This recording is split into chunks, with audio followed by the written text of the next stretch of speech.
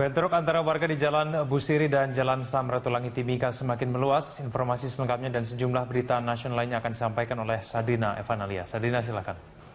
Terima kasih, Egan. Presiden Joko Widodo melakukan kunjungan kerja ke Jepang menghadiri KTT G7. Jokowi akan menjadi pembicara utama dalam KTT G7 yang membahas dua topik utama soal stabilitas dan kesejahteraan Asia. Perdana Menteri Jepang Shinzo Abe mengundang Presiden Jokowi ke G7 yang digelar besok di Ise-shima untuk menjadi pembicara utama mengenai stabilitas dan kesejahteraan Asia. G7 juga akan membahas mengenai pembangunan berkelanjutan Asia, pemberdayaan perempuan. Indonesia akan menekankan kerjasama global dalam ekonomi dan kesehatan. Jokowi juga akan melakukan pertemuan dengan beberapa pemimpin dunia, termasuk Presiden Prancis François Hollande, negara-negara anggota G7 yaitu Amerika Serikat, Inggris, Kanada, Prancis, Jerman, Italia, dan Jepang.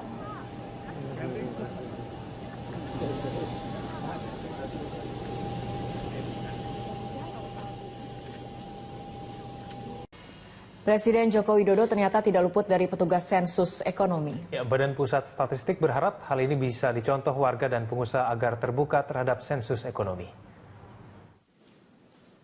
Badan Pusat Statistik bersama petugas sensus ekonomi melakukan sensus ekonomi kepada Presiden Joko Widodo di Istana Negara.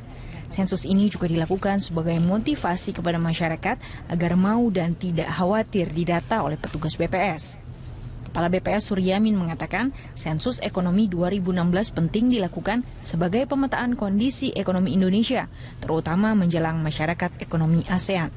Dia berharap dengan terbukanya Presiden dalam penataan sensus ekonomi dapat diikuti oleh masyarakat. Sementara data sensus yang diperoleh Badan Pusat Statistik terkait sensus ekonomi hingga saat ini mencapai 70%. Sampai sekarang sudah, ini kan karena masih ada yang di lapangan juga, tapi sesuai dengan target kami lah ya, sesuai 70 sampai 75 maaf. Itu ya. Di luar pertanian. Di luar pertanian. Kalau jadi total seluruhnya ada berapa? Total seluruhnya nanti. Sekitar berapa, Pak? Enggak, 10 tahun yang lalu 22,6 juta. Nah itu aja.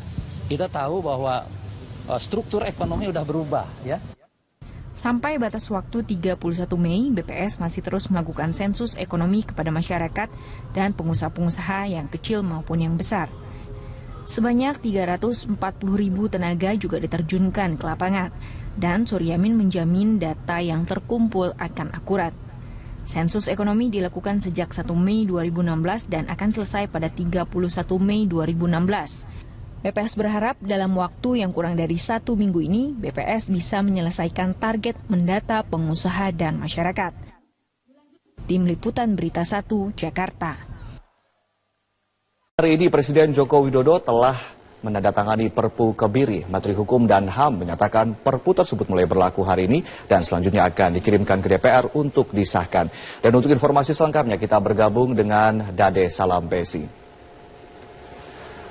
Dade, apa saja yang menjadi poin utama dalam proses penandatanganan Perpu hari ini?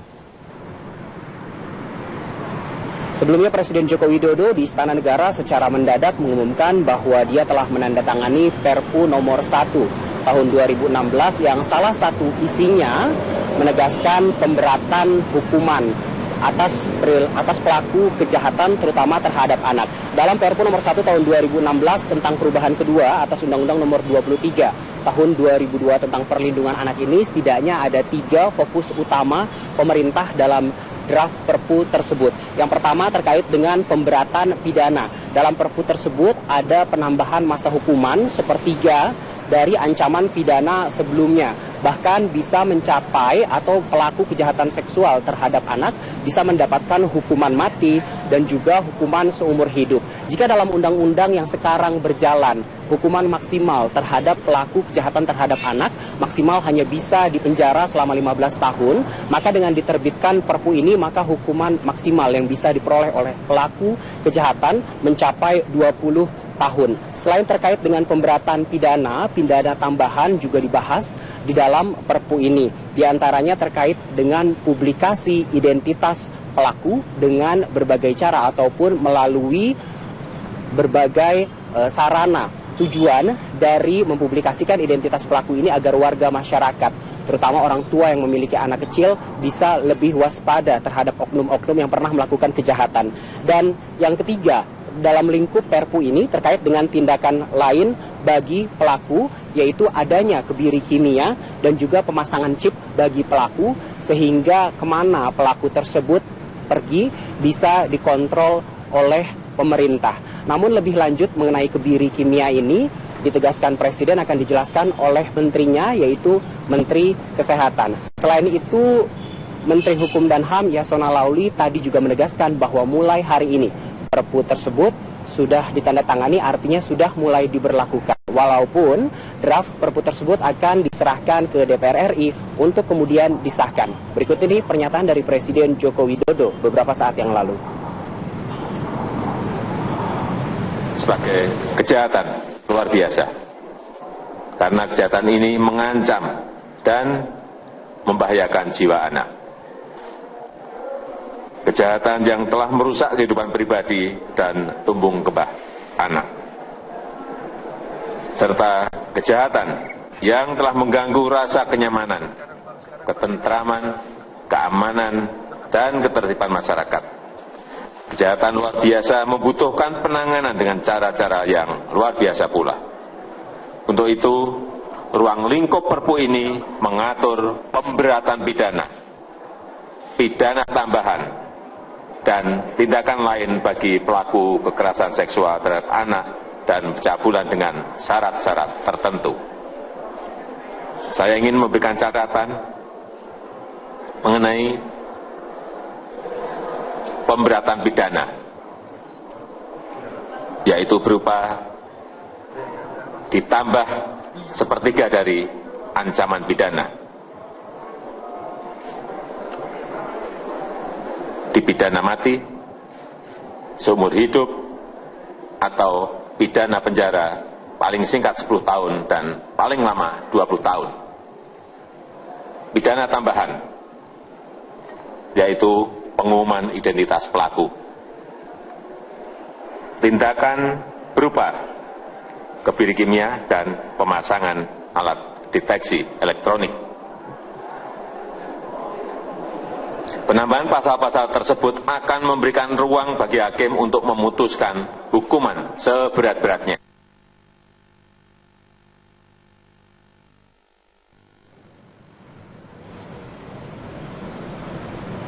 Presiden mengakui bahwa tindak kejahatan seksual, terutama terhadap anak-anak di Indonesia, semakin marak dalam beberapa waktu terakhir. Bahkan pada beberapa waktu yang lalu juga Presiden sudah menetapkan bahwa kejahatan seksual, terutama terhadap anak, merupakan kejadian luar biasa, sehingga penanganannya pun sudah luar biasa. Terkait draft Perpu ini yang akan segera diserahkan kepada DPR, pemerintah berharap agar fraksi-fraksi yang ada di Senayan bisa satu suara dengan pemerintah sehingga Perpu ini bisa disahkan, bahkan ke depannya semoga Perpu ini bisa menjadi undang-undang. Demikian laporan dari Istana Negara. Ade, kembali ke Anda. Baik, Dade Salam Presi, terima kasih atas laporan Anda. Pemirsa, Menteri Hukum dan HAM Yasona Lauli menyebutkan Perpu hukuman berat bagi pelaku kejahatan seksual anak akan segera dikirimkan ke DPR untuk disahkan. Yasona berharap DPR akan sepakat dengan pemerintah agar Perpu ini selanjutnya disahkan menjadi undang-undang. Berlakunya nanti, ini sudah berlaku Perpu, tapi nanti akan dikirimkan oleh Presiden ke DPR untuk disahkan. Kita berharap teman-teman fraksi di DPR akan sepakat dengan Presiden, dengan pemerintah, agar Perpu ini dapat dijadikan menjadi undang-undang. Itu kita harapan kita. Apakah berlaku untuk pelaku anak-anak juga, Pak? Bagaimana? Untuk pelaku anak-anak di bawah umur, Pak, apakah pro kontra? Berlaku? Ya, bukan katastrasi, tetapi kebiri kimia. Ya, nanti hakim itu kan sebagai hukuman tambahan. Hakim akan melihat fakta-fakta dan itu diberikan kepada pelaku yang berulang, pelaku beramai-ramai, pedofil kepada anak, jadi bukan kepada sembarang, ya. Jadi hukuman tambahan ini ada beberapa hukuman tambahan, ya. Pertama kebiri kimia, kemudian pemasangan alat deteksi elektronik. Boleh dua-duanya, boleh mungkin hanya kebiri, boleh alat deteksi elektronik, ya, termasuk pengumuman yang bersangkutan secara publik, ya, jadi diumumkan secara publik untuk hukuman sosialnya. Anak-anak tidak, anak-anak ini kan orang yang dewasa yang melakukan terhadap anak-anak.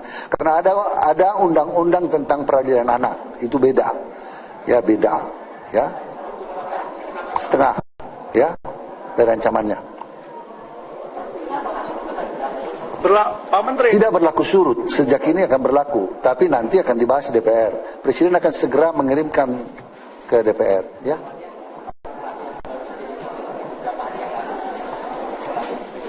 Seluruh pidana tidak ada retroaktif, ya. Seluruh tindak pidana tidak berlaku retroaktif. Kasusnya kan beberapa waktu yang lalu.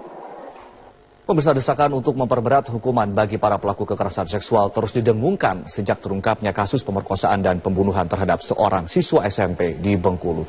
Pemerintah kini telah menerbitkan Perpu pemberatan hukuman bagi para pelaku kejahatan seksual. Namun, pemerintah akan menyerahkannya ke DPR untuk disahkan. Sejak terungkapnya kasus pemerkosaan dan pembunuhan seorang anak di bawah umur di Rejang Lebong, Bengkulu, satu persatu kasus serupa terjadi di seluruh Indonesia. Di Manado, Sulawesi Utara, seorang gadis berinisial V diduga diperkosa oleh 19 orang. Selain diperkosa secara bergantian, korban V juga dipaksa untuk mengonsumsi narkoba. Dari 19 orang pelaku diketahui 4 orang merupakan oknum anggota polisi. Di Bogor, Jawa Barat, seorang anak berusia 2,5 tahun juga diperkosa oleh tetangganya sendiri. Usai diperkosa, pelaku bahkan tega membunuh korban. Korban yang hilang saat tengah bermain bersama temannya ini ditemukan dalam kondisi mengenaskan di belakang rumah pelaku. Dan yang terbaru adalah cerita memilukan dari seorang perempuan berusia 19 tahun yang tewas dengan cara mengenaskan di Tangerang, Banten. Korban diperkosa oleh 3 orang pelaku.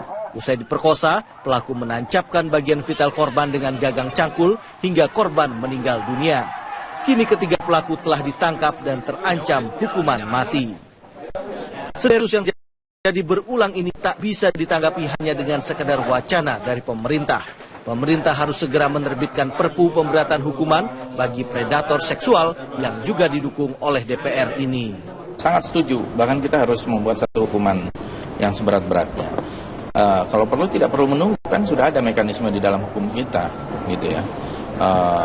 Kalau ada hukuman yang lebih maksimal ya pakai yang paling maksimal terhadap kejahatan seksual itu. Saat ini ancaman hukuman terhadap pelaku kekerasan seksual telah diatur dalam KUHP dan Undang-Undang Perlindungan Anak. Dalam Undang-Undang Perlindungan Anak nomor 23 tahun 2002, pelaku pencabulan atau pemerkosaan hanya diancam hukuman minimal 3 tahun penjara dan hukuman maksimal 15 tahun penjara. Sementara itu di KUHP pasal 82 Undang-Undang 35 tahun 2014, ancaman terhadap pelaku minimal 5 tahun penjara dan maksimal 15 tahun penjara. Kini publik menanti langkah cepat pemerintah untuk memberikan efek jera terhadap para pelaku predator seksual agar tidak jatuh korban lebih banyak. Tim Liputan Metro TV.